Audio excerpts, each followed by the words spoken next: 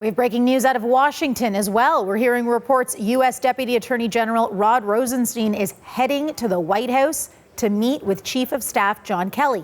While everyone's wondering why, earlier there were multiple conflicting reports he had submitted his resignation. CBC cannot confirm this. Let's go to CBC's Lindsay Duncombe live in Washington. What do you know, Lindsay?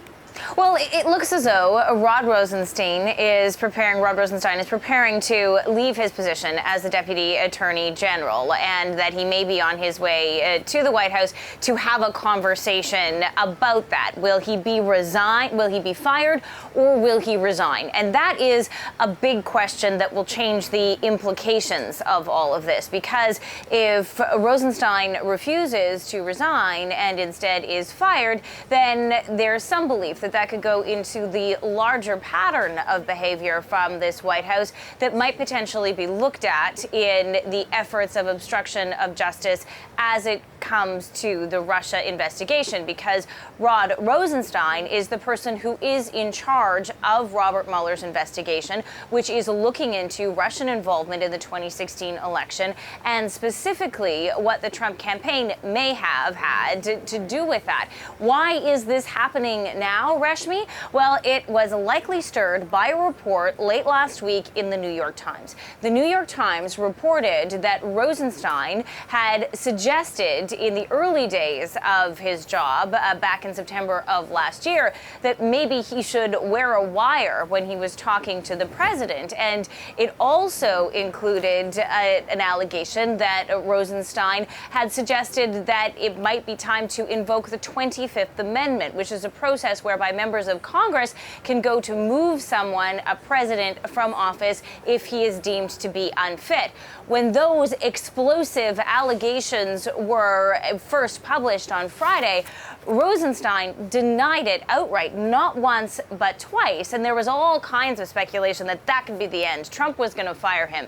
And then strangely, Fox News, Sean Hannity, went on TV and said to the president, "Don't fire anyone today." So there is a lot of confusing elements about how that story is playing into the decision-making process at the White House, and certainly adding to the drama as we await the official news of what exactly is to happen to the Deputy Attorney General here in D.C.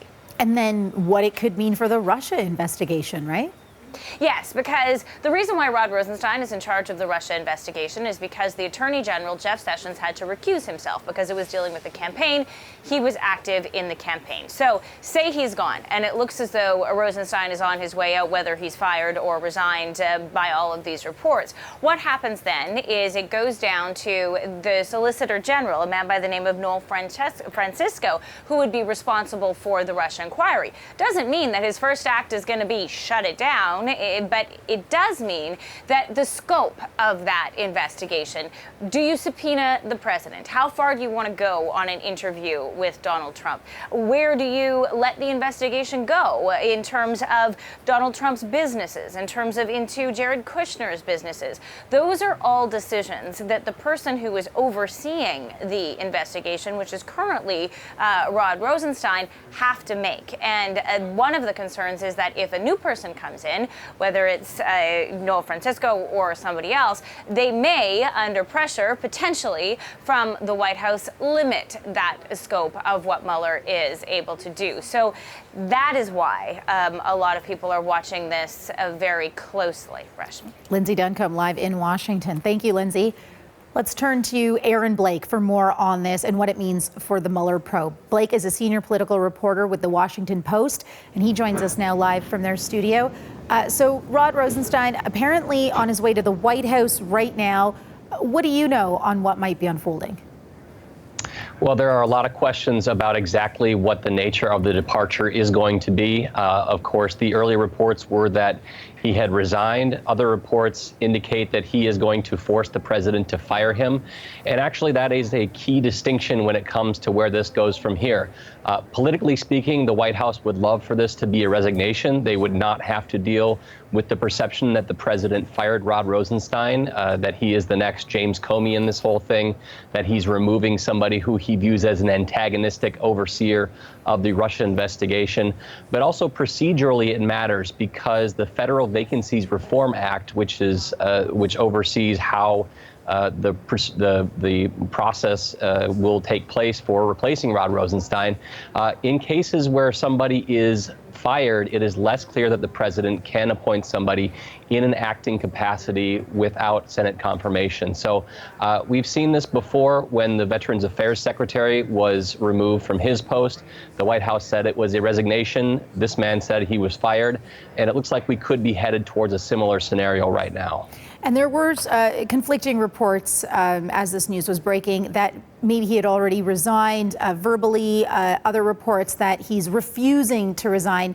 What would a resignation from Rod Rosenstein mean for the president?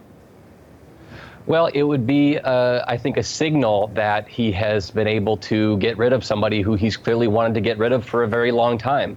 The president, of course, is no stranger to deriding people who he views as unfair to him or insufficiently loyal. He has done that with Attorney General Jeff Sessions. He's done that with Special Counsel Robert Mueller. With Rod Rosenstein, whether this leads to somebody being put in that position who is going to be more favorable to Trump or not, it does send a signal that people who do things that the president does not like, who don't make decisions about things like the Russia investigation that the president doesn't like, find themselves being put under pressure, and a lot of times they find themselves either resigning or being fired. And so I think if nothing else, it could provide something of a chilling effect for other people who might be in the position that Rod Rosenstein has been in for the last several months here. And it seems like we're reaching the brink of Rod Rosenstein being out, either way, being fired or resigning. So could this, or what role did that New York Times article on Friday have in this, what we're looking at on Monday? Certainly the New York Times story was a big one.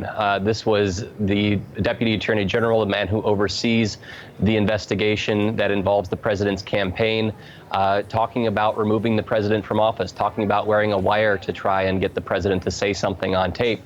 But it's actually not the first example of Rod Rosenstein doing things related to the Russia investigation that made his role somewhat problematic. You might recall that when James Comey was fired, the FBI director last year, a very central event in this whole situation, Rod Rosenstein was the one who wrote the memo that was originally offered to substantiate the firing. So Rod Rosenstein has been wrapped up in this before in a couple different ways, and I think adding this story from Friday from the New York Times really just made his situation more untenable, made it more likely that he was going to be fired, but also made it more likely that there would be calls for him to eventually recuse himself from the investigation anyways. So where do you see this going after this? Well, the big question now is what the Justice Department does and what the president does. Is the president going to try and get an acting deputy attorney general in there, somebody who's more friendly? Will the Senate approve that person? A lot of Republicans have expressed concerns about the president's talk about Rosenstein and about Mueller, and they don't want this to be a situation in which a loyalist is installed and basically does the president's bidding. The Justice Department also has to figure out who's going to take this over. Is it going to be Noel Francisco?